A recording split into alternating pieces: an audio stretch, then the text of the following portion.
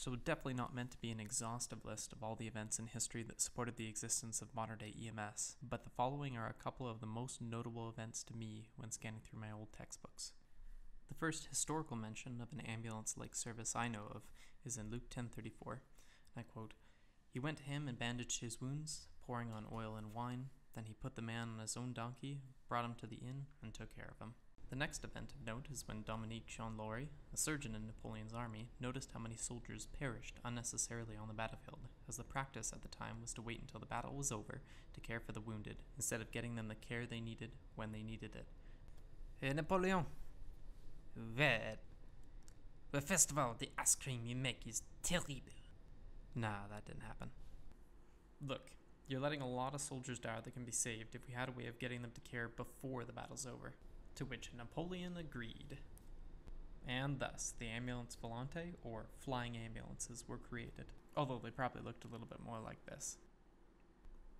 The next important event is the decreasing death rate percentage for battlefield casualties from wars since World War I to Vietnam that got associated with the increasing availability of field care for trauma patients. Moving along, in 1865, Cincinnati, Ohio is using hospital-based horse-drawn carts for the transport of the sick and injured. These were equipped with a number of pre-hospital care items at the time, which included brandy, if you can believe it. This service proved well received among citizens and grew in popularity over the years.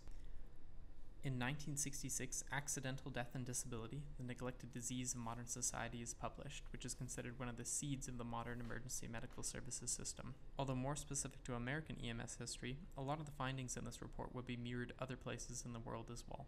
For example, the importance of the availability of first aid training for civilians, the need for properly trained ambulance attendants, the importance of medics being able to communicate with the receiving hospital, and most importantly, the massive total and corresponding cost of lives lost in motor vehicle collisions that could have been prevented if a better EMS system was in place.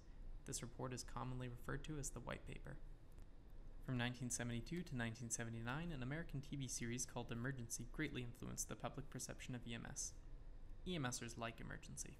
What are the most important events in EMS history to you? I would especially like to hear from people outside North America. Thanks for watching.